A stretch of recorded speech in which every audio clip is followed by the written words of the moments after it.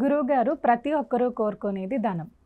అంటే లక్ష్మీ కటాక్షం ప్రతి ఒక్కరికి ఉండాలని అనుకుంటారు. ప్రతి ఇంట్లో లక్ష్మీదేవి ఉండాలని అనుకుంటారు. లక్ష్మీదేవి స్థిరంగా ఇంట్లో ఉండాలంటే ఏం చేయాలి గురువుగారు? ఇక్కడ వచ్చేసి లక్ష్మీదేవి ఇంట్లో ఉండాలంటే చిన్నిల్లు అనుకోండి, మనం ఉండకూడదు. ఆవిడ ఒకటే ఉండాలి ఒక రూమ్లో. లేదు అంటే ఇక పెద్ద పెద్ద ఇల్లు ఉన్నాయంటే ఒక ప్రత్యేకంగా ఆవిడకంటూ ఒక రూమ్ ఉంటుంది. ఇప్పుడు సపోజ్ ఎట్లా ఉంటుందంటే, ఇప్పుడు ఒక ఆలయం ఉంటుందండి. ఒక ఆలయం ఎంత పవిత్రతగా ఉంటుందంటే అంత పవిత్రంగా ఉంటుంది. అందుకని అమ్మవారి ఆలయంలో చాలా పవర్గా ఉంటారు. అంటే పవర్గా అంటే మనకున్నటువంటి ఈగో సత్వాలు కాదు, చాలా పవర్ఫుల్గా, చాలా శక్తియుక్తంగా ఉంటారు. అది పవర్ అంటే.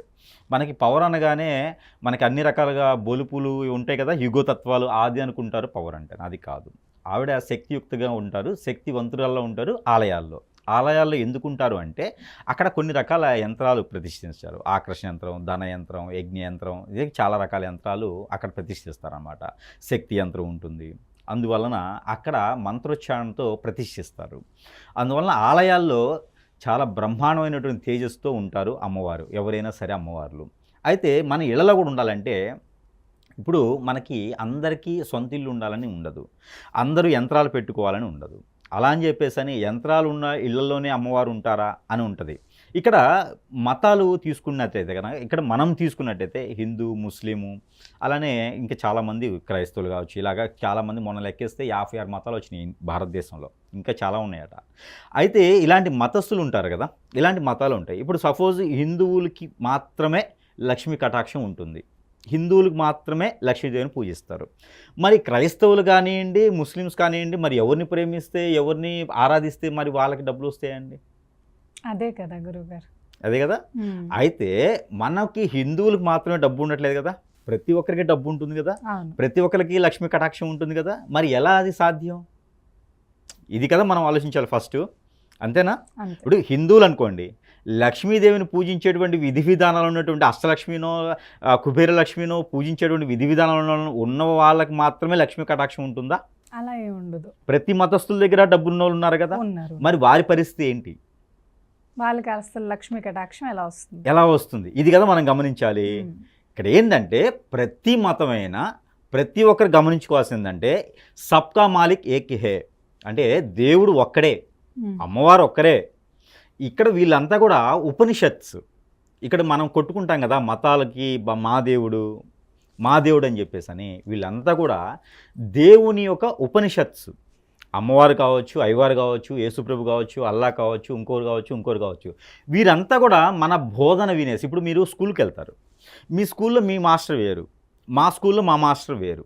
కానీ ఇదంతా కూడా ఎగ్జామ్ పెట్టేటప్పటికి ఒక సెంటర్ ఉంటుంది. మీరు ఒక ఏరియా, నేను ఒక ఏరియా చదువుకున్నాం. ఇప్పుడు మనము ఫైనల్ ఎగ్జామ్ అప్పుడు ఒక సెంటర్ నుంచి ఒక పేపర్ వస్తుంది.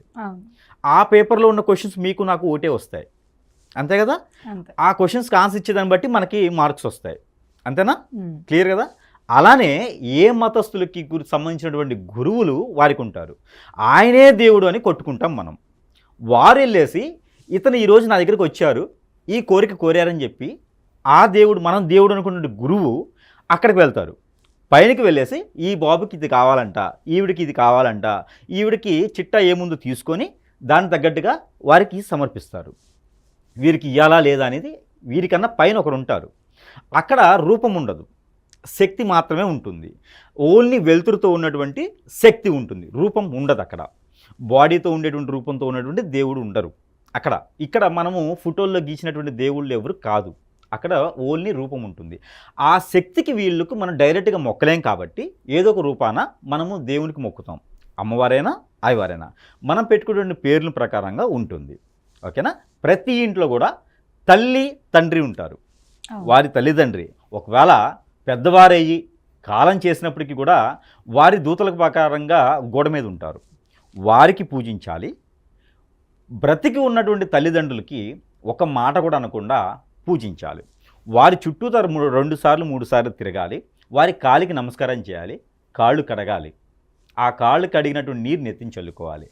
ప్రతి మతస్థులు ప్రతి దేవుని పూజించేవారు, అమ్మవారిని పూజించేవారు ఎక్కడికి వెళ్ళకపోయినా పర్వాలా, లక్ష్మీ కటాక్షం కావాలి అంటే వారి మతస్థులకి కాదు, వారికి గురువుల కన్నా కూడా వారి తల్లిదండ్రులకు పూజిస్తే ఖచ్చితంగా వారికి ఉన్నటువంటి దోషాలన్నీ కూడా పటాపంచులైపోయేసి గ్రహాలు నవగ్రహాలన్నీ కూడా సానుకూలంగా వీరికి తోడ్పడేసి ఆ లక్ష్మీ కటాక్షం ఏదైతే మనం అనుకున్నామో అది వీరికి వస్తుంది.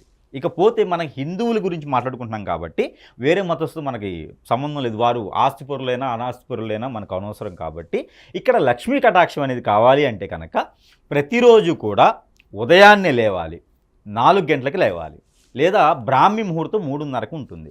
మనము పబ్లిక్ వెళ్ళేసి వచ్చేసి అన్నీ నైట్ పూట బళ్ళు వేసుకొని వెళ్ళేసి నైట్ పూట మొత్తం తిరిగి వచ్చేసి మనం పడుకునేప్పటికీ 1 గంట అవుతుంది. ఇక 4ంటికి లేవాలంటే ఎక్కడవుతుంది? అవ్వదు. ఒకవేళ ఎగ్జామ్ ఉన్న రోజు 6ంటికి లేస్తే మళ్ళీ దానికి నైట్ వచ్చేసి పడుకునేదానికి సరిపోతుంది. అంత సమయం వీళ్ళకి ఉండదు, అంత అవసరం కూడా వీళ్ళకి లేదు. పెద్దవాళ్ళు సంపాదించిన ఏమైనా ఉంటే అవి ఖర్చు పెట్టుకుంటూ ఉంటారు. ఇక్కడ శుభ్రత పరిశుభ్రత అని ఉంటుంది సైన్స్ శాస్త్రం. ఈ శుభ్రత పరిశుభ్రత అనేది ఖచ్చితంగా చేయాలి.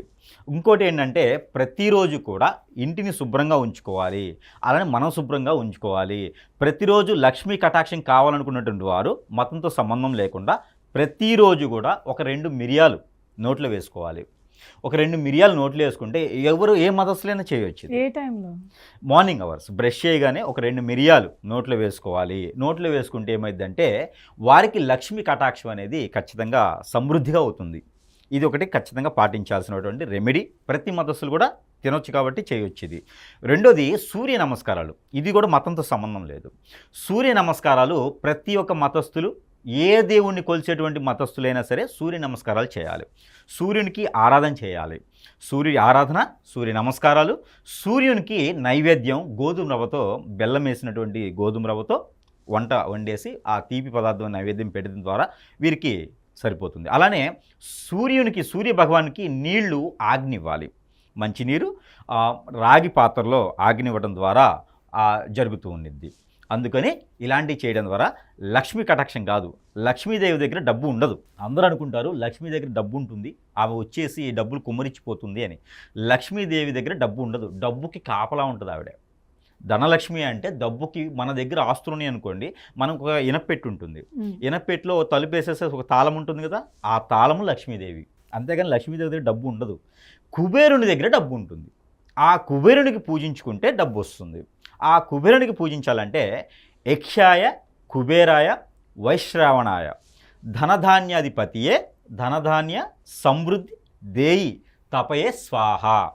ఈ మంత్రాన్ని 11 సార్లు ప్రతిరోజు కూడా ఉదయం కాలకృత్యాలు స్నానాలు అన్నీ అయిన తర్వాత పరగడుపున ఓపిక ఉంటే లేకుంటే తినేసైనా సరే ఈ మంత్రాన్ని 11 సార్లు పారాయణం చేస్తే ఖచ్చితంగా ఆ అష్టైశ్వర్య ప్రాప్తి అనేది కలుగుతుంది. ధనధాన్యాలే కాకుండా నరఘోష, నరదిష్టి, శత్రుపీడ కూడా తొలగుతుంది.